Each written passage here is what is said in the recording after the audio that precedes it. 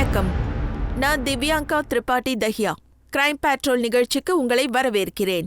இது ஒரு women against crime நிகழ்ச்சி. இந்த உலகத்தோட எல்லா தர்மம், அது மட்டும் இல்லாம சமூகம், வாழ்வியலை பத்தி மக்களுக்கு நிறைய சொல்லிக் கொடுக்கும். ஒரு நல்ல மனுஷனா வாழறதுக்கான வழியை காட்டும். காலம் மாற மாற நம்ம கூட இருக்கிற சம்பிரதாயங்களும் நம்மளோட சேர்ந்து மாறிக்கிட்டு தான் இருக்கும். எது மாறலையோ அதுதான் நம்மளோட சமூகம், நம்மளோட எண்ணங்கள். நம்ம வாழ்க்கையில பெண்ணிற்கான இடம். இன்னைக்கு 21ஆம் நூற்றாண்டுலயும் சில பேர் இருக்காங்க, அவங்க சந்திரன்ல தனி உலகத்தை படைக்க விரும்புறாங்க. அதே மாதிரி இந்த உலகத்துல சில பேர் தன்னோட உரிமைக்காகவும் மரியாதைக்காகவும் தொடர்ந்து இன்னமும் போராடிக்கிட்டே இருக்காங்க. சில சமயம் இந்த போராட்டம் கொலைகார போராட்டமா மாறுது. சனா, ஒரு 2 நிமிஷம் இல்ல, நான் போய் கோயிலுக்கு போயிட்டு வந்துடுறேன். 2 நிமிஷம் இல்ல, 10 நிமிஷம் வெயிட் பண்ணவும் நான் தயாரா இருக்கேன். உள்ள லட்டு பிரசாதம் கொடுக்குறாங்கல்ல, அது ரொம்ப டேஸ்டியா இருக்கும். எனக்கு அதை வாங்கிட்டு வந்துடு. கோவில் லட்டுவை வீட்டுக்கு எடுத்துட்டு போவியா? அலோ பண்ணுவாங்களா? ஐசி, நீ என் வீட்ல இருந்து எடுத்துட்டு போறல்ல, அப்ப நான் லட்டு எடுத்துட்டு போக முடியாதா? கரெக்ட் தான் பாஸ். அடியே, நான் சும்மா விளையாட்டுக்கு தான் சொன்னேன். சரி, அந்த லட்டுவை விடு. உன் வீட்டாளுங்க யாராவது இந்த கோயில உன்னை பார்த்தாங்கன்னு வெய்யு, அட்டகாசம் பண்ணிடுவாங்க. Neha, I don't care about this. ஐயோ சரி, இங்கே இரு, நான் ஒரு 2 நிமிஷத்துல வந்துடுறேன்.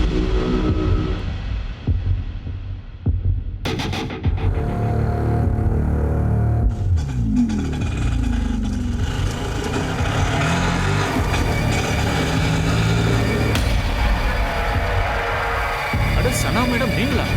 ஓ, அது மேகா கூட நான் இங்க வந்திருந்தேன். நீங்க என்ன பண்ணிட்டு இருக்க? நான் கோவிலுக்கு ஒரு சவாரி வந்தேன். உங்களை இங்க பார்த்ததும் உடனே இறங்கி கீழே வந்துட்டேன்.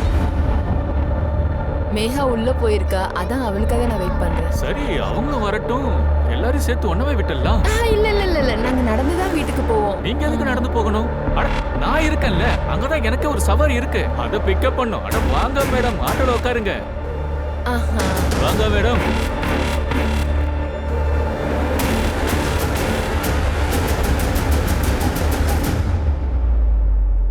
யூசுப், நாளைக்கெல்லாம் செட் பண்ணியாச்சு. நீ டென்ஷன் ஆக வேண்டாம். டென்ஷன் வேணான்னு நீ சொல்றியா? சீனா, உன் சிஸ்டர் சனா இதுக்கு ஒத்துக்க மாட்டா. போன தடவை என்ன பண்ணா ஞாபகம் இருக்குல்ல?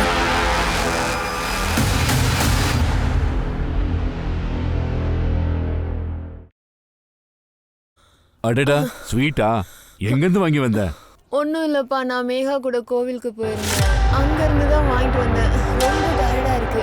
இத பாருமா, நீ இத பண்ணாத அத பண்ணாத நான் இதுவரை சொன்னதே இல்ல. இதெல்லாம் உனக்கும் நல்லா தெரியும். ஆனா இன்னொரு மதத்தவர் கூட சேர்ந்து நீ கோயிலுக்கு போய் அங்க கலந்துக்கிறது, இதெல்லாம் சரியில்லை. இங்க பாருங்கப்பா, விஷயம் நான் கோவிலுக்குள்ள போகவே இல்ல. 2வது விஷயம், அப்படியே நான் போயிருந்தா என்னதான்ப்பா தப்பு? எதுவும் தப்பு இல்லம்மா. ஆனா மக்கள் கண்ட மாதிரி பேசுவாங்க. நாம இவங்க கூட தானே வாழ்ந்தாகணும். கொஞ்சம் புரிஞ்சிக்க முயற்சி பண்ணு. அப்பா, நீங்க இந்த சொசைட்டியை விட்டு தள்ளுங்க. சொல்ல போனா மூச்சு விட கூட பெர்மிஷன் கேட்க சொல்லுவாங்க. எனக்கு லட்டு பிடிக்கும், அதனால நான் வாங்கிட்டு வந்தேன். என்னங்க, விட்டு தள்ளுங்க. சின்ன பொண்ணு தானே, இவளுக்கு லட்டு பிடிக்குன்னு உங்களுக்கும் தெரியும் தானே.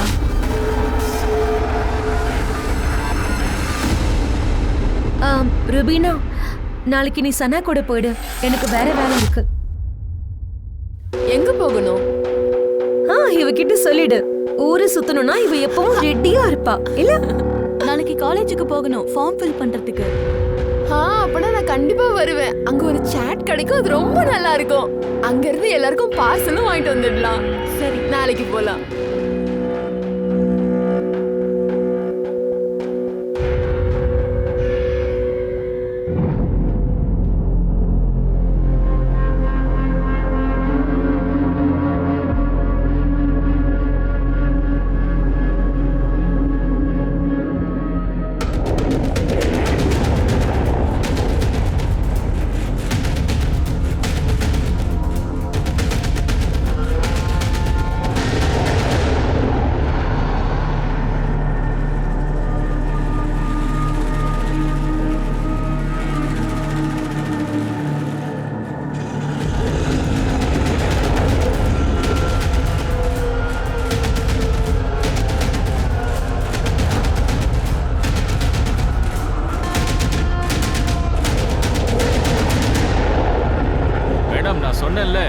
நீங்க எனக்கு ஃபோன் பண்ணப்போ ஒரு சவாரிய மாடர்ன் டவுனுக்கு கூட்டிட்டு போயிட்டு இருந்தேன். அவனை அப்படியே பாதியிலே இறக்கி விட்டுட்டேன்.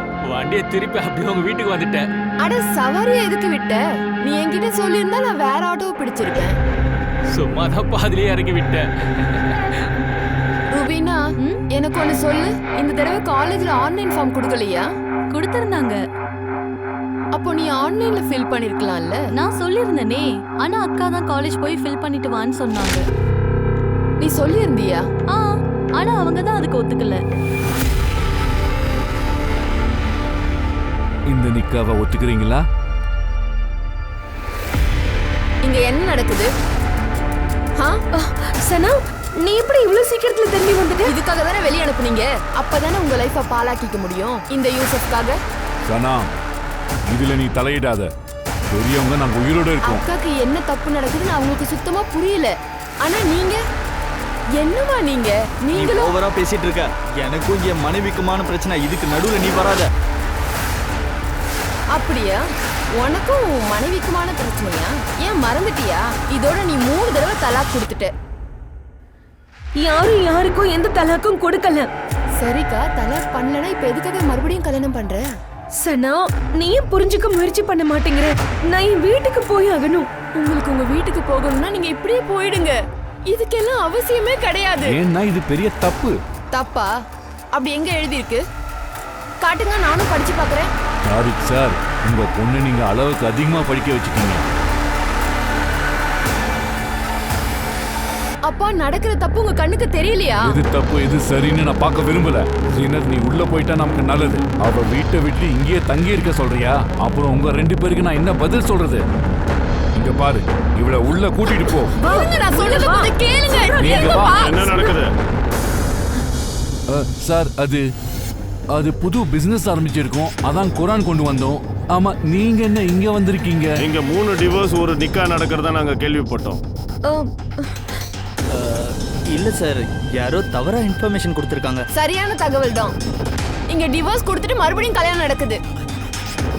என்ன பண்ற? நீ உன் ரூமுக்கு போ. கூட்டு போ. நான் உள்ள போக மாட்டேன். யாரும் உள்ள போக கூடாது. அவ கையை விடுங்க.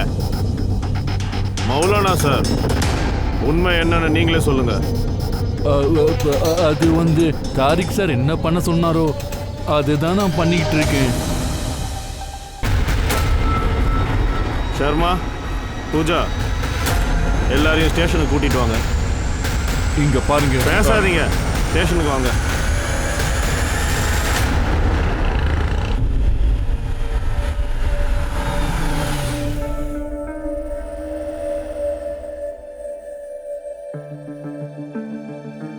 தாரிக் பாய், நான் உங்களை ரொம்ப நேர்மையானவர் நினைச்சேன். நீங்க என்னன்னா எவ்வளவு பெரிய காரியம் செஞ்சிருக்கீங்க. அவன் மட்டும் ஒத்துக்காம இருந்திருந்தான்னா உங்களுக்கு பெயிலே கிடைச்சிருக்காது பாய். காசிர் பாய், நான் ஜீனத்துக்கு நல்லது பண்ண நினைச்சிருக்கேன். அதெல்லாம் பாத்துக்கிறதுக்கு நான் இருக்கேன். முதல்ல நீங்க இவளுக்கு ஒரு வழியை பண்ணுங்க. இவதான் போலீஸ்க்கு ஃபோன் பண்ணா, இல்லனா வீட்டு விஷயம் வீட்லயே இருந்திருக்கும். நான் யாருக்கும் ஃபோன் பண்ணல. ஆனா என் வீட்ல தப்பு நடக்குதுன்னா அதுக்கு போலீஸ்லாம் வர வேண்டிய அவசியமே இல்ல. சனா, இந்த வீட்டு விஷயத்துல நீ தலையிட தேவையில்லை. புரியுதா? அப்பா, யார் ஃபோன் பண்ணிருப்பாங்கன்னு தெரியுது. அந்த குல்தீப் இருக்கானே, அவனால தான் ஃபோன் பண்ணிருப்பாங்க. அமீர், பேசுறதுக்கு எதுவும் இல்லைன்னா வாயை மூடிக்கிட்டது உனக்கு நல்லது. அட என்னப்பா, அந்த ஃபோன் பண்ணதே நான் தான். புரியுதா? பாத்தீங்களாப்பா, இவங்க தான் நான் அப்பவே சொன்னேன்ல. இப்பவும் நீங்க திருந்தலைனா சீக்கிரமா உங்களை ஜெயிலுக்கு அனுப்பி கம்பி என்ன வச்சிருவேன். ஏய், நீ ஒழுங்கா உன்னோட வேலையை பாரு. என்ன இல்லனா என்னடா பண்ணுவ? இங்கே உயிரோட புதைச்சிருவேன்டா. டேய், வாயை மூடு. இவங்க நம்ம வீட்டுக்கு முன்னாடியே வந்து நம்மளையே மிரட்டுறாங்க. அது என்ன பார்த்து கத்துறாங்க. ஏன்னா உங்க அப்பா புத்திசாலி. ஏன்னா அவருக்கு நல்லா தெரியும் அடுத்த எலெக்ஷன் வருது இல்ல, அதனாலதான் சத்தம் போடாம நிக்கிறார். ஒரு விஷயம் தெரிஞ்சுக்க, அப்பாவோட நிழல்ல வாழணும்னா அப்பா அப்பான்னு கூப்பிட கத்துக்க. என்ன சொல்ற வருண்? ரொம்ப ஓவரா போயிட்டு இருக்கான். ஏய் அமீர், ஏய் யார் மேல கை வைக்கிற? அமீர், ஏய் சும்மா விட மாட்டேன். வேணாம் யூசுப், சொன்னா கேளு அமீர். வேணாம், எப்படி பேசுறியா? வேணாம்னு சொல்றேன்ல. வேணாம், விடு அமீர். விடுன்னு சொல்றேன். அமீர், சொன்னா கேளு அமீர். அமீர் வேணாம், விடு. என்ன பண்றீங்க? என்ன இது? என்ன சண்டை? எவ்வளவு சென்சிட்டிவான ஏரியா இது? இங்க ஒரு சின்ன விஷயம் கூட பெரிய பூகம்பத்தை ஏற்படுத்திடும். ஆனா இது தெரியாம இங்க சண்டை போட்டுட்டு இருக்கீங்க. அப்புறம் நீங்க போலீஸ் ஸ்டேஷன் வந்து எவ்வளவு நேரம் ஆகுது? பாருங்க இன்ஸ்பெக்டர் சார், இந்த இடத்துல எந்த பிரச்சனையும் நடக்கல. இந்த குல்தீப்போட பையன் ஆயுஷ் இருக்கான்ல, இவன் தான் ஆரம்பிச்சான். யார் வேணா இதை ஆரம்பிச்சிருக்கலாம், ஆனா இதை நாங்க தான் முடிச்சு வைப்போம். கமான், எல்லாரையும் அரெஸ்ட் பண்ணுங்க. எல்லாரும் ஸ்டேஷன் கூட்டு வாங்க. சார் இன்ஸ்பெக்டர் சார், அதெல்லாம் எதுவும் தேவையில்லை சார். பசங்க ஏதோ தெரியாம பண்ணிட்டாங்க சார். நாங்க சாரி கேட்டுக்கிறோம் சார். ஆமா காதிர் சார், குல்தீப் சார், நீங்க எவ்வளவு பெரிய சீனியர்ஸ், இதை நான் உங்ககிட்ட சொல்லணுமா? ஆனா இது என்னோட ஏரியா. இதுல கலாட்டா நடந்தா எனக்கு சுத்தமா பிடிக்காது. எலெக்ஷன் வர்ற வரைக்கும் நீங்க எல்லாம் அமைதியா இருக்கணும். சொன்னது புரிஞ்சுதா? சரி, எல்லாரும் உங்க வீட்டுக்கு போங்க. கிளம்புங்க. ஏன்டா அவங்க விஷயத்துல தலையிடுற? ஏன் போலீஸுக்கு போன் போட்ட? நான் போலீஸ்க்கு ஃபோன் போடல. நீ தான் போலீஸுக்கு போன் போட்டேன்னு எல்லாரும் முன்னாடி சொல்லிட்டே இருந்த. அங்க சும்மா ஒரு பேச்சுக்கு சொன்னேன். அண்ணா நான் யாருக்கும் ஃபோன் பண்ணல. அப்ப யார் பண்ணது? எனக்கு எதுவும் தெரியாதுப்பா. எப்ப பார்த்தாலும் என்னைய கத்துறீங்க. இங்க பாரு ஆயுஷ், சொல்றத நல்லா கேட்டுக்கோ. உன்னால எலெக்ஷன்ல ஏதாவது பிரச்சனை வந்ததுன்னா அப்புறம் என்ன மாதிரி மோசமானவன்னு நீ பார்க்க மாட்ட. அண்ணனுக்கு புரிய வை.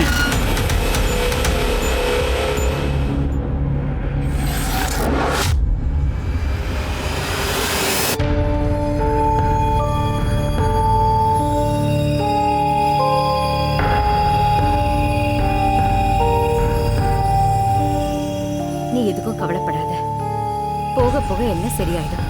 அம்மா, நான் ஏதாவது தப்பு பண்ணேனா? ஜீனத் அப்புறம் உங்களுக்கு நான் நல்லதுதான் நினைப்பேன். நீ எந்த ஒரு தப்பும் பண்ணலம்மா. பொண்ணா பிறந்ததுதான் நாம பண்ண பெரிய தப்பு. அப்பாவோட கௌரவத்தையும் காப்பாத்தணும், புருஷனையும் நல்லபடியா பாத்துக்கணும். இதை தாண்டி பொம்பளைங்களுக்கு வாழ்க்கையில எதுவுமே கிடையாது. ஆனா அம்மா, ஜீனத்தை பத்தி ஒரு மனுஷன் எந்த நல்லதுமே நினைக்க மாட்டான். அப்புறம் எதுக்கு அவனை கல்யாணம் பண்ணணும்? சரிம்மா, நான் கேட்கறதுக்கு பதில் சொல்ல. அவ என்னதான் பண்ணுவா? அம்மா, அவ படிச்சிருக்கா, கிராஜுவேட், நல்ல புரிதல் இருக்கு. வெளியே போனா சொந்த கால்ல அவ நிப்பா. ஆனா அவ கொஞ்சம் தைரியத்தை வரவழைக்கணும். பெண்கள் தைரியத்தை காட்டினா அது திமிருன்னு சொல்லுவாங்க. அதோட சனா, உன்னோட தைரியம் எனக்கு பயத்தை தான் கொடுக்குது. எதுக்கு பயப்படுறீங்க? ஏன்னா எனக்கு அனுபவம் ஜாஸ்தி. என்னோட அனுபவம் உனக்கு கிடைச்சிருந்தா நான் என்ன சொல்ல வரேன்னு உனக்கு புரிஞ்சிருக்கும். அம்மா, எனக்கு எதுவும் நடக்காது. நீங்க கவலைப்படாதீங்க.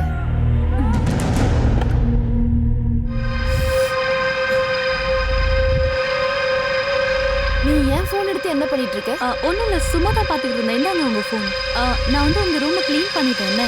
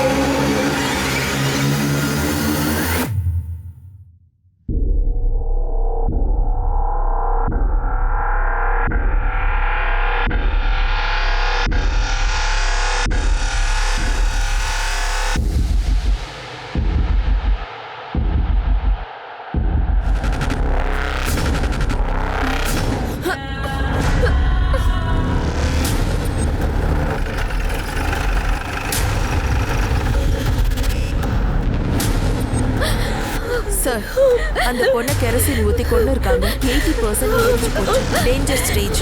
சார், ஜீனத்து ருபீனாவும் ரூம்ல தான் இருந்தாங்க. நானும் தூங்க போயிட்டேன் சார். சனா கிச்சனை கிளீன் பண்ணிக்கிட்டு இருந்தா. அப்பதான். ஆமா சார், க்ளீன் பண்ணிட்டு குப்பையை கொட்டுறதுக்கு அவ வெளியே போனா. அப்பதான் அவன் மேல. நீங்க தாக்குறவங்கள யாரையாவது பாத்தீங்களா? இல்ல, பார்க்கல சார். சனாவோட சத்தத்தை கேட்டு நாங்க வெளியே ஓடி வந்தோம். அங்க யாருமே இல்ல. ஆனா என் பொண்ணு தாங்க தனியா அங்க எரிஞ்சிட்டு இருந்தா, கத்திட்டு இருந்தா. அவ சத்தம் கேட்டுதான் நாங்க வெளியே வந்தோம். உங்களுக்கு மேலேயாவது டவுட் இருக்கா? இல்லைங்க. ஆயிஷாவோட ஃப்ரெண்டு தான் அவங்க அப்பா பேச்சை கேட்டு பண்ணியிருப்பாங்க. நம்மளை மட்டம் தட்டுறதுக்காகவே பண்ணியிருப்பாங்க. சார், உங்க பையனுக்கு கொஞ்சம் புரிய வைங்க. போலீஸ் வேலையை போலீஸ் பார்த்துப்பாங்க. அவன் இப்ப தப்பா என்ன சொல்லிட்டான்? நீங்களே சொல்லுங்களேன். இங்க பொண்ணை இப்படி யாரு சார் இருப்பாங்க? அந்த குல்தீப் என்ன வேணாலும் செய்யக்கூடிய ஆள் தான், அதுவும் எலெக்ஷன்ல ஜெயிக்க. உங்ககிட்ட ஆதாரம் இருக்கா? உங்க அரசியலை உங்ககிட்ட மட்டும் நடத்திக்கோங்க. ஒரு உயிரை தியாகம் பண்ணி அரசியல் நடத்தி என்ன பிரயோஜனம்?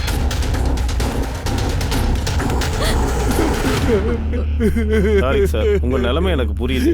ஆனா இன்வெஸ்டிகேஷனுக்காக சில கேள்விகளை நாங்க கேட்டுதான் சொல்லுங்க. சனாக்காக்கு யாராவது பாய் ஃப்ரெண்ட் இருக்காங்களா? என் பொண்ணு உள்ள வாழ்வா சாவான்னு போராடி இருக்கா, நீங்க இந்த கேள்வி கேக்குறீங்க? இந்த மாதிரி சம்பவங்கள்ல இந்த ஆங்கிள் தான் முதல்ல வரும், அதனாலதான் கேக்குறேன். கிடையாது சார், அந்த மாதிரி எதுவும் கிடையாது. சரி, பாய் ஃப்ரெண்ட் இல்லைனா யாராவது ஸ்டாக்கர், யாராவது ஃபாலோ பண்றவங்க, தொல்லை கொடுக்கறவங்க? இல்ல மேடம், சனா எங்க கிட்ட அந்த மாதிரி எதுவுமே சொல்லல. அதோட நாங்க போய் சொல்றோம் நினைச்சீங்கன்னா ஏதோ நீங்களே மேகா கிட்ட கேட்டுக்கலாம். மேகா சனாவோட பெஸ்ட் ஃப்ரெண்ட். உங்ககிட்ட சனாவோட ஃபோன் இருக்கா? இருக்கு. பூஜா, போனை வாங்கிக்கோ. மேகாவை கொஞ்சம் வெளியில கூட்டிட்டு வா. இல்ல சார், சனாக்கு எந்த அஃபேரும் இல்ல, அவளுக்கு ஸ்டாக்கரும் கிடையாது. சரி, யூசுப் அவனோட அத்தான் அவன். சார், யூசப்க்கும் அவளுக்கும் ஒத்துக்காது. அதோட அவன் ரொம்ப நல்லவனும் கிடையாது. இவன் அவளோட அக்கா ஜீனத்தையும் நல்லா பாத்துக்கவே இல்லை. அடிக்கடி அவங்கள அடிப்பான். அதோட எப்போ அவன் ஜீனத் அக்காவை டிவோர்ஸ் பண்ணானோ அவங்க 2 பேருக்குள்ள ரொம்ப டென்ஷன் ஓடிட்டு இருந்தது சார். அவ இஷ்டத்துக்கு இவன் நடக்க விட மாட்டான்.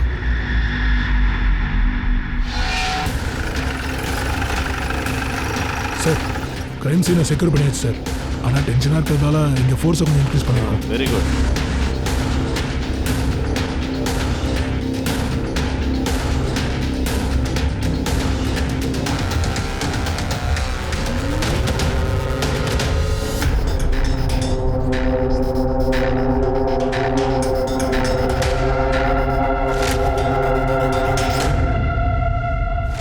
உங்களுக்கு என்ன தோணுது?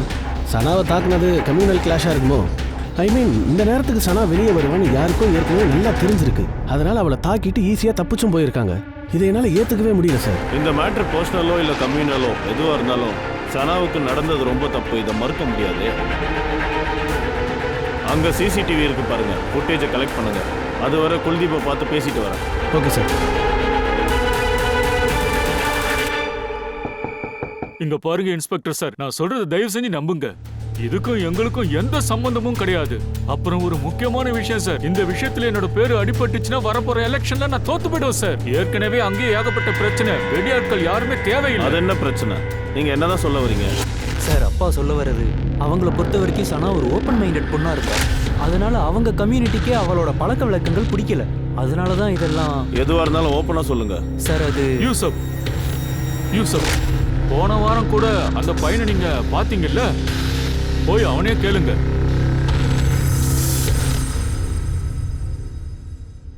ஷர்மா, அந்த சனாவோட சிடிஆர் வந்ததா? இல்லை சார், ஈவினிங் வந்துடும் sir. Take it on priority. இந்த கேஸை சீக்கிரமா சால்வ் பண்ணலன்னா பெரிய இஷ்யூ ஆயிடும். Okay sir. ஹலோ, கோமாவுக்கு போறதுக்கு முன்னாடியே ரெக்கார்ட் பண்ணோம். எப்போ மயக்கம் தெளிஞ்சதோ அப்ப ஏன் எங்களுக்கு இன்ஃபார்ம் பண்ணல? டென்ஷன்ல இருந்தோம், அதான் ஃபோன் பண்ணல. ஆனா வீடியோவை ரெக்கார்ட் பண்ணோம்ல, போய் அவங்கள அரெஸ்ட் பண்ணுங்க. ஹரிக் சார், வீடியோல எதுவுமே கிளியரா இல்ல, அதுக்கப்புறம் எப்படி அரெஸ்ட் பண்ண சொல்றீங்க? சார், அவ தான் கிளியரா சொல்றாள்ல, அது குல்தீப்போட பையன். குல்தீப்க்கு ஒரு பையன் தான் இருக்கான், பேர் ஆயுஷ். அவனை போய் புடிங்க, உதைங்க, அவன் உண்மையை சொல்லிடுவான். உனக்கும் ஆயுஷ்க்கும் ஏதாவது பர்சனல் விரோதம் இருக்கா? சார், சனா கிளியர் கட்டா பேரை சொல்றா. அவ யாரோட பேரையும் சொல்லல, அவ ஏதோ சொல்லதான் வரா, அதுதான் நமக்கு புரியல. நீங்க பண்ற காரியம் இருக்கே, இத நான் நடக்க விட மாட்டேன். நாங்க என்ன பண்றோம்? எதை நடக்க விட மாட்டீங்க? நீங்க காப்பாத்துறீங்க குல்தீப்பையும் அவனோட பையனையும். அவங்க உங்களுக்கு என்ன கொடுத்தாங்க? ஏன் நீங்க இப்படி நடந்துக்கிறீங்க? இங்க பாருங்க, எங்களுக்கு யாரும் எதுவும் கொடுக்கல, அதோட நாங்க யாரையும் காப்பாற்ற முயற்சி பண்ணல. நாங்க எங்க இன்வெஸ்டிகேஷனை மட்டும் தான் நடத்துறோம். செஞ்சவன் மாட்டிக்காத வரைக்கும் எல்லாரையும் நாங்க ஒரே மாதிரி தான் பார்ப்போம். புரிஞ்சுதா? தாரிக் சார், யூசுப், கொஞ்சம் என் கூட வெளியில வாங்க, உங்க கூட கொஞ்சம் பேசணும். என் பொண்ணுக்கு இவ்வளவு நடந்திருக்கு, ஆனா நீங்க எங்களை தான் ப்ளேம் பண்றீங்க. இதுக்கு ஏகப்பட்ட காரணங்கள் இருக்கு. அவளோட பழக்க வழக்கங்கள் உங்களுக்கு பிடிக்கல. அவ பிராக்டிக்கல் பொண்ணா இருந்தா, மத்த தர்மங்களையும் அவ நேசிச்சா. அதை விட ரொம்ப முக்கியமான விஷயம், ஜீனத்தை காப்பாத்துறதுக்காக உங்களை போலீஸ் ஸ்டேஷன்ல உட்கார வச்சா. இது தப்பு, தப்பான இன்ஃபர்மேஷன் இது. யூசுப் விஷயத்துல அவளுக்கும் உங்களுக்கும் அடிக்கடி சண்டை நடந்திருக்குல்ல? எனக்கு கோபம் இருந்தது, ஆனா அதுக்காக நான் அவளை இந்த மாதிரி பண்ணிடுவேனா? என்னதான் இருந்தாலும் அவ என்னோட பொண்ணு. யூசுப், இது விஷயமா நீ என்ன சொல்ல விரும்புற? சார், சனாக்கும் எனக்கும் சண்டைன்றது எல்லாருக்கும் தெரியும். எங்களுக்கு பிடிக்கலனாலும் இந்த ஃபேமிலியில நாங்களும் ஒரு மெம்பர் தான். மெம்பரா இருந்த மறந்துட்டியா? ஜீனத்தை நீ டிவோர்ஸ் பண்ணியாச்சு. சார், அது கோவத்துல பண்ணது. இதனால எனக்கு எந்த வித்தியாசமும் இல்ல. இதை யார்கிட்டயும் சொல்லக்கூடாதுன்னு ஜீனத் கிட்டயும் சொல்லியிருந்தேன் சார். ஆனா அவ என் பேச்சை கேட்கல. தர்மத்தை கடைப்பிடிக்கிறவ. ஜீனத், வா வீட்டுக்கு போகலாம். யார்கிட்டயும் எதுவும் சொல்ல தேவையில்ல. யாருக்கு என்னன்னு தெரியும்? அல்லாவுக்கு தெரியும்ல, இல்லைன்னா நீங்க அவர்கிட்ட இருந்து மறைச்சிருவீங்களா? வா வீட்டுக்கு போகலாம். அதான் வர மாட்டேன்னு சொல்றாளே, எதுக்கு அவ பின்னாடியே இருக்க? நீ ஒன்னும் அவளை தலையில தூக்கி வச்சுட்டு ஆடல. சனா, இது கணவன் மனைவிக்குள்ள இருக்கிற பிரச்சனை. இதுல நீ தலையிடாம இருக்கிறது நல்லது. உனக்கு மனைவி ஆகிறதுக்கு முன்னாடி அவ என்னோட அக்கா.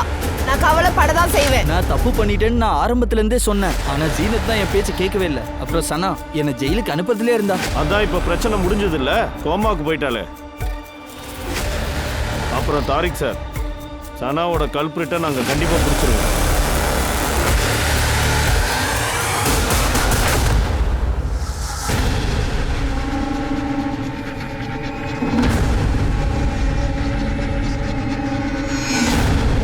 இந்த இடத்துல ரொம்ப இருட்டா இருக்கு. அட்டாக்கரோட முகமும் சரியா தெரியல. அட்டாக்கர் எந்த பக்கம் ஓடினானோ, பின்னாடி மைதானம் வேற இருக்கு. ராத்திரி யாரும் இருந்திருக்கவும் மாட்டாங்க. இந்த ஒரு கல்பிரிட் தான் நம்ம கிட்ட இருக்கான். எங்க இருந்து வரணும், எந்த பக்கம் ஓடணும், எல்லாம் பிளான் பண்ணியிருக்கான். சார், சனாவை கொல்ற மோட்டிவ் யூசுப் கிட்ட இருக்கு சார். ஈவன் தாரிக் கிட்டே இருக்கு. ஏன்னா 2 பேர் சொன்னது கேள்விக்குறியா இருந்தது. சனா கூட யார் இதெல்லாம் பண்ணியிருப்பாங்களோ அவங்க சனாவை மொத்தமா வெறுத்திருக்கணும். சார், ஒருவேளை ஆயுஷ் இல்ல குல்தீபா இருக்க வாய்ப்பு இருக்கா? சனாவோட வீடியோல ஏதோ அவ சொல்ல வரா, அதான் குறிக்கிறா. ஆனா என்னன்றதா தெரியல. ஆனா ஆயுஷையும் குல்தீப்பையும் பிடிக்க நமக்கு ஆதாரம் வேணுமே. சார், ஜீனத்தோட டிவோர்ஸ்க்கு அப்புறம் மறுபடியும் நிக்கா நடந்ததில்ல, அதை போலீஸ்க்கு இன்ஃபார்ம் பண்ணவனோட ஐடென்டிட்டி ட்ரேஸ் ஆயிடுச்சு. யார் ஃபோன் பண்ணது? எதுக்குடா ஃபோன் பண்ண? அவ உனக்கு யாருடா? ஏதாவது உள்பகையா? அப்படியெல்லாம் எதுவும் கிடையாது சார். எனக்கும் அவங்களுக்கும் எந்த சம்பந்தமும் கிடையாது. அப்போ ஏன் அவ்வளோ அக்கறை காட்டிட்டு இருந்த? சார், மௌலானா அந்த வீட்டுக்கு போன உடனே நான் போலீஸ்க்கு கால் பண்ணணும்னு வெயிட் பண்ணிட்டு தான் சார் இருந்தேன். அது மட்டும் இல்ல, ஆயுஷ் சொல்லி தான் நானும் கால் பண்ணேன். தாரிக் சார் இன்னைக்கு தான் விளையாடுவார் போல இருக்கு. மௌலானா நாசீர் கூட சேர்ந்து விளையாடுறாரு. ஆமா. சரி, அந்த போனை முதல்ல எடு. ஆயுஷோட அப்பா காதிர் கிட்ட எலெக்ஷன்ல தோத்துட்டாரு. அவர் தோக்கிறதுக்கு சனாவோட அப்பாவும் நிறைய ஹெல்ப் பண்ணியிருந்தாரு. அதனாலதான் ஆயுஷும் அது மேல பயங்கர கோவத்துல இருந்தான். அதனாலதான் ஆயுஷ் சந்தர்ப்பம் பார்த்து ஒரு 6 அடிச்சிட்டான். இதுக்கு மேல இத பத்தி எனக்கு ஒண்ணுமே தெரியாது சார்.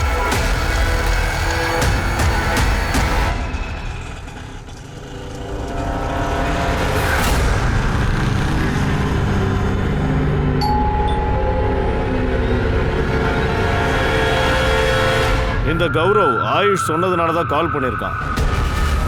ஒரு தடவை இந்த ஆயுஷ் கிட்ட நம்ம பேசிதான் ஆகணும். கூட்டிட்டு வாங்க சார். சார், சனாவோட சிடிஆர் வந்திருக்கு. சனா தொடர்ந்து ஒரு நம்பரை காண்டாக்ட் பண்ணியிருக்கான். ஒரு நாளைக்கு 2-3 தடவை காண்டாக்ட் பண்ணியிருக்கான். ஆனா சனாக்கு அஃபேர் இருக்கிற மாதிரி எதுவும் தெரியல. என்ன சொல்ற?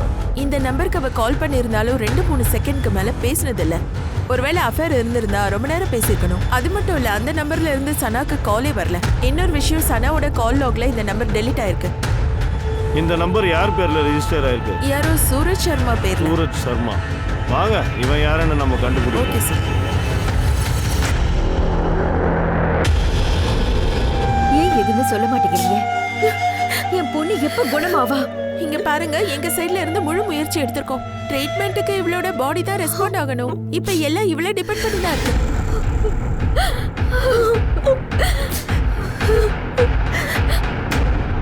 ஆயுஷ் சிட்டியை விட்டு வெளியே போயிருக்கானா ஜாப் இன்டர்வியூக்காக? ஆமா, டெல்லியில நாளைக்கு ஆயுஷுக்கு இன்டர்வியூ இருக்கு. சரி, அவனை எதுக்கு தேடுறீங்க? நான் தான் சொல்றேன்ல, அவன் எதுவுமே பண்ணலன்னு. அன்னைக்கு நைட் அவன் ரூம்ல தான் இருந்தான். நீங்க தேவையில்லாம சந்தேகப்படுறீங்க. நாங்க சந்தேகப்படல, நீங்க உருவாக்குறீங்க. உங்க பையனை நீங்க வெளியூருக்கு அனுப்பி வச்சிருக்கீங்க.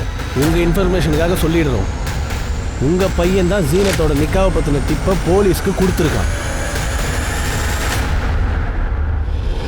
நான் சூரஜ் சர்மா கிட்ட பேசிட்டேன். அவர் ஒரு மொபைல் ஷாப் ஓனர். அவருக்கு சனா யாருன்னு தெரியல. அப்போ ஏன் சனா அடிக்கடி அவளுக்கு ஃபோன் பண்ணா? சார், ஆயுஷ் தன்னோட வீட்டில் இல்லை, ஜாப் இன்டர்வியூக்காக அவன் டெல்லி வரைக்கும் போயிருக்கான்னு குல்தீப் சொல்றாரு. பயங்கர டைமிங்ல போயிருக்கு. அவனை என்கொயர் பண்ணலான்னு பார்த்தா அவர் கிளம்பி டெல்லிக்கு போயிட்டாரா? Excuse me. ஹலோ என்ன? சரி சார், சனாவோட ஃபேமிலி சனாவோட வீடியோவை மீடியாவில் லீக் பண்ணிட்டாங்க. போலீஸ் குற்றவாளிக்கு சப்போர்ட் பண்ணுறதா சொல்லியிருக்காங்க. சார் சார், போலீஸ் குல்தீப்பையும் அவரோட பையனையும் காப்பாத்துறதா சொல்றாங்களே, அது நிஜமா? என்கொயரி நடந்துகிட்டு இருக்கு, இப்போ எதுவும் சொல்ல முடியாது. மீடியால சனாவே சொல்றாங்களே. அவ இன்னும் எதுவுமே தெளிவா சொல்லல. இன்வெஸ்டிகேஷன் முடியற வரைக்கும் யார் மேலயும் பழிய போட்டுற முடியாதுல்ல. தேங்க்யூ. சனா ஒரு தைரியமான பொண்ணு. தப்பு நடந்தா அவளால தாங்கிக்க முடியாது. தப்புன்னா தப்பு, சரின்னா சரின்னு சொல்லக்கூடிய தைரியம் அவகிட்ட இருந்துச்சு. உலகத்தை எதிர்த்து போராடுற தைரியம் அவகிட்ட இருந்தது. அவளோட இந்த தைரியமும் அந்த தன்னம்பிக்கையும் யார் கண்ணையாவது உறுத்துச்சா? சனாக்கு எந்த அஃபேரும் இல்ல. அப்படின்னா 2-3 செகண்ட்ஸ்க்கு இந்த ஃபோன் கால் யாருக்கு பண்ணிருப்பாங்க? அது மட்டும் இல்ல, சனாவோட ஃபேமிலி எதுக்காக அந்த வீடியோவை மீடியாவுக்கு ரிலீஸ் பண்ணாங்க? இன்னும் அந்த வீடியோல எதுவுமே கிளியரா இல்ல. அவங்க ஃபேமிலி குல்தீப் அப்புறம் ஆயுஷ் மேல குற்றத்தை சுமத்திட்டு இருந்தாங்க. இது 2 கம்யூனிட்டிஸ் மத்தியில பூகம்பத்தை ஏற்படுத்துச்சு. இந்த கேஸ்ல மேலோட்டமா ஒரு விஷயமும் ஆழமா இன்னொரு விஷயமும் இருந்ததா?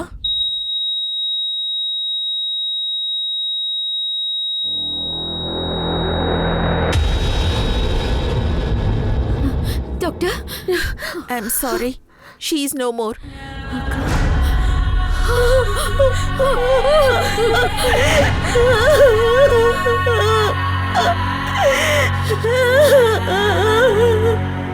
அம்மா, எனக்கு எதுவும் ஆகாது. ஆமா, நீங்க கவலைப்படாதீங்க.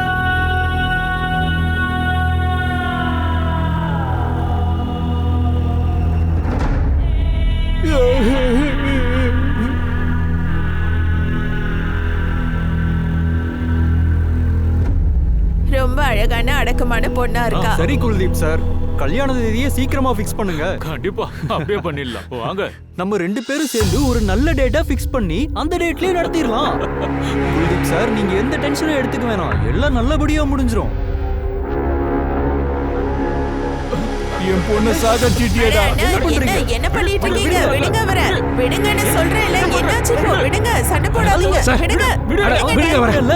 விடுங்க. என்னடா கத்துறது? நான் சொல்றது கேளுங்க. சண்டை போடாதீங்க. விடுங்க. வேண்டாம் சொன்னா கேளுங்க. நம்ம வீட்டுக்கு போலாம். உங்களுக்கு ஏற்கனவே உடம்பு சரியில்லைப்பா. வாங்க வந்து ஓய்வு விடுங்க. பணத்தை கொடுத்துட்டு நீ எல்லாமே சரி பண்ணிட்டல. மேல இருக்கிறவனுக்கு நீ என்னடா பதில் சொல்லுவ? நீங்க வீட்டுக்கு வாங்கப்பா. என் குழந்தைய கொன்னுட்டியேடா. என் குழந்தைய கொன்னுட்ட. சார் சார், ஒரு இன்ஃபர்மேஷன் வந்திருக்கு. சனாவோட ஃப்ரெண்ட் நேஹா சொல்ல மறந்துட்டாலாம். என்னத்தை சொல்ல மறந்துட்டாலாம்? சில மாசத்துக்கு முன்னாடி சனாவுக்கு ஒரு வரன் வந்துதான். அதை அவன் மறுத்து இருக்கா. யாரு வந்தது? சோ நீ சனாவை கல்யாணம் பண்ணிக்கிறதா இருந்த. சனா இந்த கல்யாணத்தை மறுத்த அடுத்த நிமிஷம் நீ அவளை கொன்னுட்டியா? அப்புறம் மொத்த குத்தத்தையும் குல்தீப் அண்ட் ஃபேமிலி மேல போட்டுட்ட, அப்படிதானே? சார், யார் இந்த மாதிரி உங்ககிட்ட சொன்னது? யார் வேணா சொல்லிருக்கலாம், அதுதானே உண்மை. சார், இது உண்மைதான், ஆனா பாதிதான் உண்மை. அப்போ மொத்தத்தையும் நீ சொல்லிடு. சார், நான் தாரிக் அங்கிள் கிட்ட நிக்காவை பத்தி பேச போயிருந்தேன்.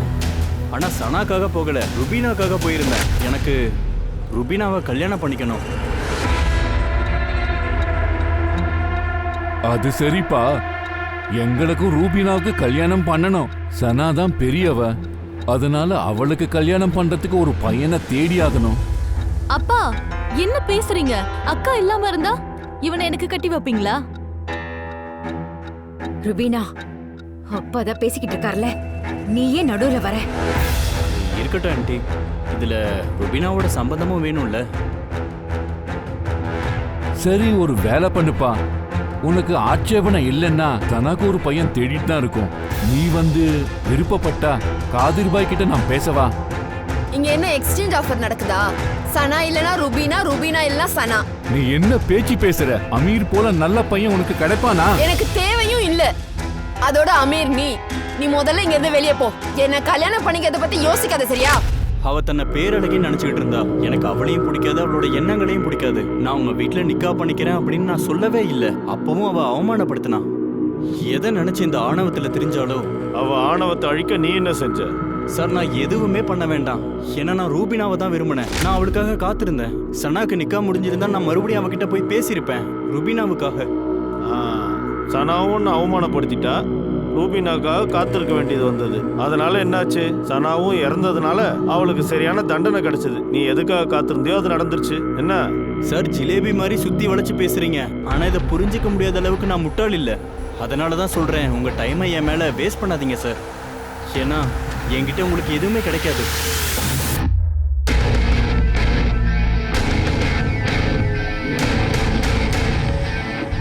சார் சார் சிசிடிவி ஃபுட்டேஜை டீட்டெயிலாக செக் பண்ணேன். அதில் ஒரு அதிர்ச்சி இருந்தது. இங்க பாருங்க சார். இவ ரூபினா தானே? அங்க என்ன பண்றா? சார் அடுத்து பாருங்களேன்.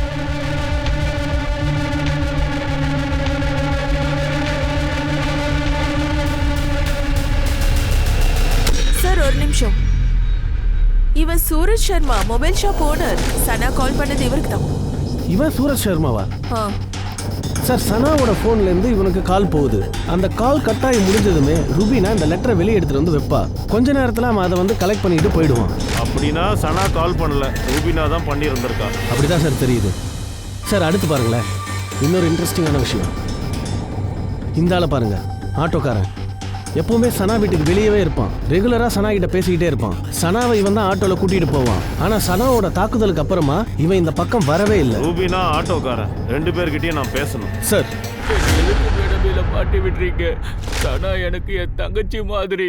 அப்படியா? தங்கச்சி மாதிரியா? அதுக்கு தான் டே அண்ட் நைட் அவளை ஃபாலோ பண்ணியா? அது ஒன்றும் இல்லைங்க. சனா மேடம் தான் ஃபோன் பண்ணி என்னை கூப்பிடுவாங்க. என் ஆட்டோவில் தான் வெளியில் போவாங்க. நான் அவங்க வீட்டு பக்கத்தில் தான் இருந்தேன். வீட்டு கஸ்டமர் கிடைப்பாங்க, அது இல்லாமல் பணமும் எக்ஸ்ட்ரா கிடைக்கும் மேடம். டேய், மர்டருக்கு அப்புறம் நீயும் ஆட்டோவும் எங்க போனீங்க? உண்மை சொல்லு. நான் எங்கேயும் போகல மேடம். நான் என் வேலையை தான் பார்த்துட்டு இருந்தேன். நான் மேகா மரத்துட்டு கேட்டு பாருங்க, அவங்களுக்கு என்னை பற்றி நல்லாவே தெரியும். சத்தியமா சொல்கிறேன். சார் இப்போ ருபினாவை பத்தி கேட்டாரோ, அப்போ நான் அவளை கூப்பிடுறதுக்கு அவ ரூமுக்கு போனேன். அங்க போய் பார்க்கும்போது அவ ரூம்லயே இல்ல. லாக்கர்ல இருந்து 50,000 ரூபாயும் நகையிலும் காணோம்.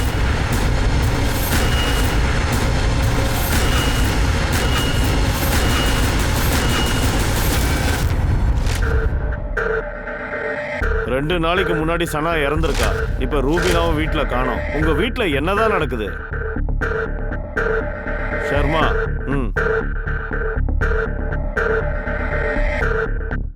இந்த பையனை உங்களுக்கு தெரியுமா? எங்களுக்கு தெரியாது சார். யார் இந்த பையன்? ருபினாக்கும் இவனுக்கும் அஃபேர் இருந்திருக்கலாம். என்ன சொல்றீங்க சார்? ருபினா வீட்டை விட்டு கூட வெளியே போக மாட்டா. அதுவும் இந்த பையன் கூட இருக்காது. நீங்க சரியா சொன்னீங்க. ரூபினா வீட்டை விட்டு எங்கேயும் வெளியில போகல. அதனால சனா போன்ல இருந்து கால் பண்ணி இவனை வீட்டுக்கு கூப்பிட்டு இருந்தா. இந்த ரூபினா என்னெல்லாம் ஆட்டம் ஆடி இருக்காளோ. சத்தியமா சொல்றேன் சார், எங்களுக்கு தெரியவே தெரியாது. உங்களுக்கு வேணா அது தெரியாம இருக்கலாம், ஆனா சனாவுக்கு இது தெரிஞ்சிருக்கலாம். அதனால ரூபினா சனாவை கொன்னு இருக்கா. மாட்டிக்க கூடாதுன்னு வீட்டை விட்டு ஓடி இருக்கா. சார் ஆட்டோக்காரனை பத்தி மேகா கிட்ட பேசிட்டேன். சனாவுக்கு அவளை நல்லா தெரியும்னு சொல்லியிருக்கா. ரெகுலரா அவரோட ஆட்டோல தான் வந்து போவாளாம். பூஜா, ஆட்டோக்காரனா கண்காணிச்சுக்கிட்டே இரு. அந்த மாதிரி ஆளுங்க தான் நல்ல பெரிய சம்பவம் செய்வாங்க. சார் நான் தான் ஒண்ணுமே பண்ணலையே, அப்புறம் என்ன கூட்டிட்டு வந்தீங்க? ஆமா, இவன் எங்க கிடைச்சான்? ஸ்டேஷன்ல இருந்து தூக்கணும் சார். ஓட ட்ரை பண்ணோம். கூட ருவீனா இல்ல. இவங்கிட்ட இருந்த பணத்தையும் நகையையும் வாங்கிட்டோம். போன தடவை எப்படியோ தப்பிச்சுட்ட. இப்ப சொல்லு, சிட்டியை விட்டு தப்பிச்சு எங்க போக இருந்த? ரூபினா எங்க இருக்கா? சார் நான் நிஜத்தை தான் சொல்றேன். எனக்கு எதுவுமே தெரியாது. பொய்யா சொல்ற?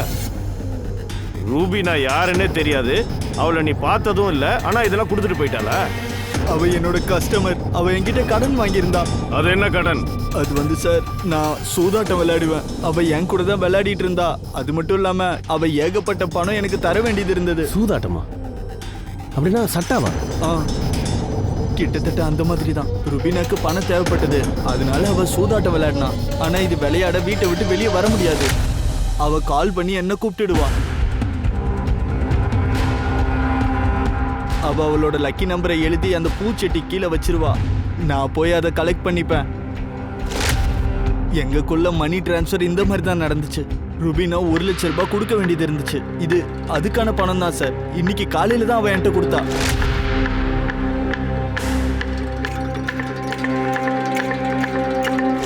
அதாவது இப்ப நீ என்ன சொல்ல வரனா, அவ ரொம்ப நேர்மையானவ.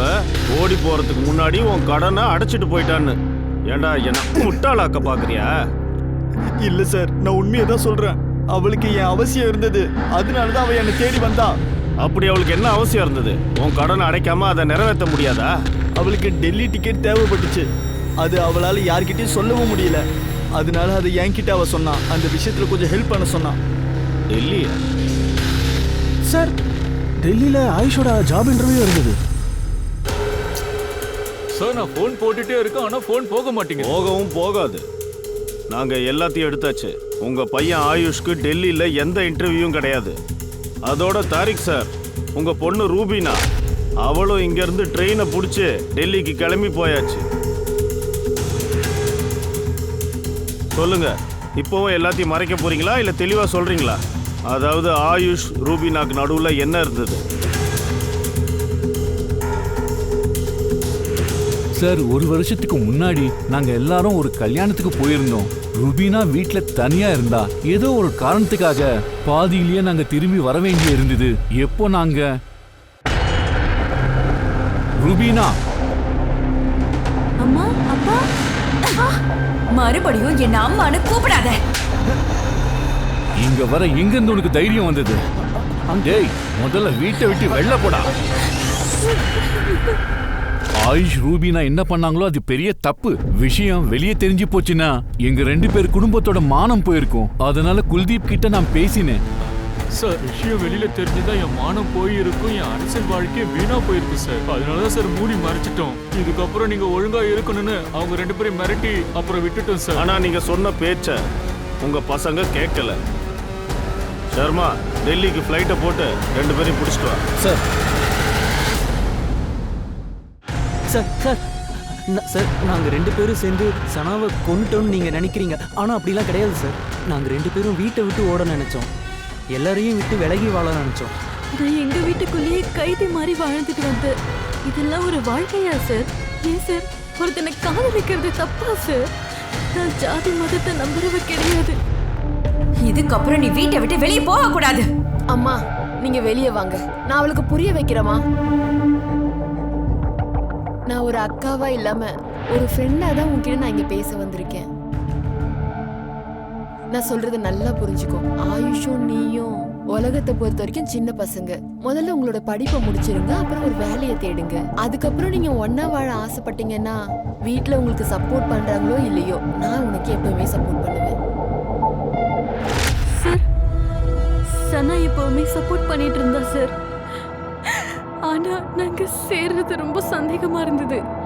என்னால அந்த வீட்டுல மூச்சு கூட விட முடியல. வீட்டை விட்டு வெளியே வரவோ பணத்தை சம்பாதிக்கிறதுக்காகவோ நான் சூதாட்டம் விளையாட ஆரம்பிச்சேன்.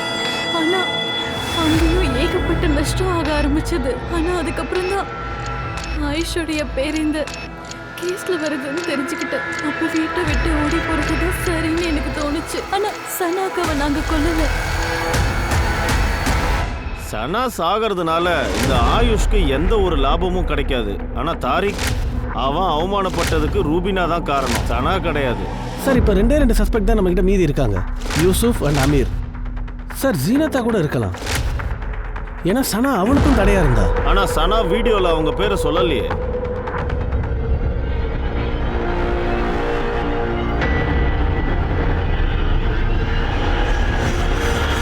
சார், யூசுப், ஜினாத், தாரிக், குல்தீப் கூடவே ஐஷோட ஹிஸ்டரியும் எடுத்துட்டாங்க.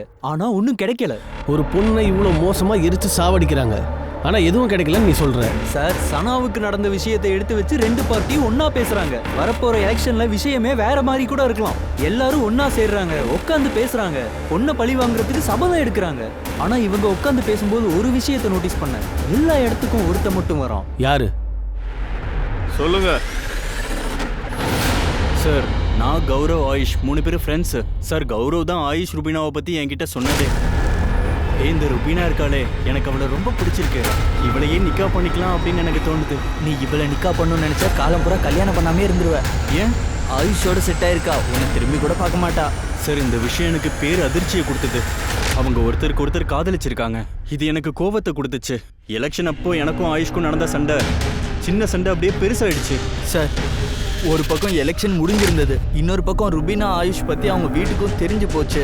ஆயுஷால வீட்டை விட்டு வெளியே வர முடியாம போயிடுச்சு. ஆயுஷை நம்பி தான் என் செலவும் ஓடிட்டு இருந்தது. அந்த பணத்துக்காக நான் இவனை டிபெண்ட் பண்ண ஆரம்பிச்சேன். இவன் ஒரு மெசேஜை ருபீனா கிட்ட கொடுக்க சொன்னான். ருபீனா ஆயுஷை மறந்து அமீரை கல்யாணம் பண்ணிக்கணும். இந்த மெசேஜை நான் ருபீனா கிட்ட கொடுத்துட்டேன். உன்னோட இந்த மெசேஜ், அதாவது அவன் அனுப்பின மெசேஜை அவன் மறுத்திருக்கா. அமீர் செலவை நிப்பாட்டிட கூடாதுன்றதுக்காக நீ இந்த சம்பவத்தை பண்ணிருக்க. இல்ல சார், நான் எந்த சம்பவமும் பண்ணல. அப்படின்னா அதை காட்டு. இத பார்த்தல, இது உன்னோடது. உன் வீட்ல இருந்து எடுத்திருக்கோம். அன்னைக்கு நைட்டு இதை தானே போட்டுட்டு இருந்த. பொய் பேசாத. சிசிடிவில இது எல்லாமே தெளிவா தெரியுது. சொல்லு. சார், இந்த மாதிரிலாம் நான் இவனை எதுவுமே பண்ண சொல்லல சார். இவன் தனியா போய் தான் ஏதாவது பண்ணியிருக்கணும். எனக்கு இதை பத்திலாம் எதுவுமே தெரியாது சார். சார், இவன் சொன்னதுக்கும் எனக்கும் எந்த சம்பந்தமும் இல்ல. உனக்கு சம்பந்தம் இல்ல, உங்க அப்பாவுக்கு இருக்குல்ல.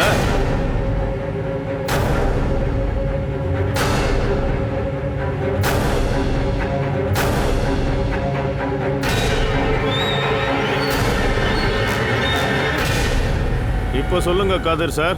தாரிக் என்கிட்ட எல்லா உண்மையும் சொல்லிட்டான். ரூபினா அப்புறம் ஆயுஷ் பத்தி எல்லாம் தெரிஞ்சிருந்தும் கூட இப்படி ஒரு கேவலமான பொண்ணை எப்படி சார் என் பையனுக்கு நிக்கா பண்ணி வைப்பேன் சொல்லுங்க. நான் இவனுக்கு புரிய வைக்க ட்ரை பண்ணேன்.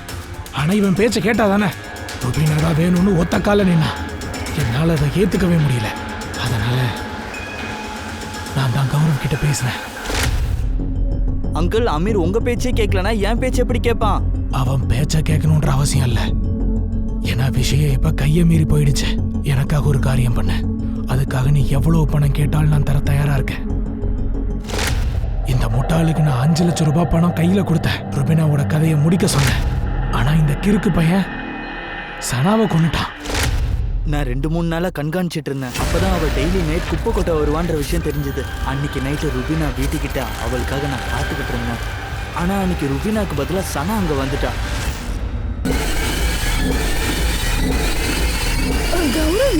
சனாக்கு எனக்கு தெரிஞ்சிருச்சு. அவளை நான் எரிக்கலனா அன்னைக்கு நான் மாட்டியிருப்பேன். ருபினாவை எங்களால எதுவும் பண்ண முடியல. அதனால அந்த சனாவியை எங்களோட பகடக்காயா பயன்படுத்தி பழிய தூக்கி ஆயுஷ் மேல போட்டுட்டோம். அப்பதான் என்னோட ஓட் பேங்க் ஸ்ட்ராங்கா இருக்கும். அதோட என்னால எலெக்ஷன்ல ஈஸியா ஜெயிச்சிட முடியும். அதாவது ஒரு கல்லுல 2 மாங்காவை அடிக்க நீ பார்த்திருக்க. ஆனா அந்த கல்லு உன் கால்லயே வந்து விழுந்திருக்கு. அதான் அந்த கல்லு விழுந்துருச்சுல்ல, வலி அனுபவி.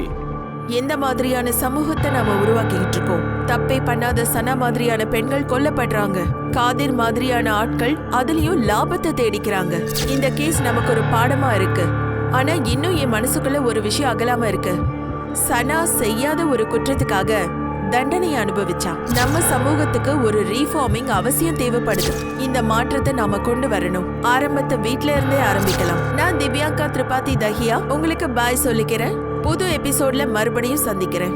அது வரைக்கும் நீங்க தொடர்ந்து பாருங்க crime patrol, women against crime. ஒரு பெண்ணை தாக்கினால் பல பெண்கள் விழிப்பார்கள். ஜெய் ஹிந்த்.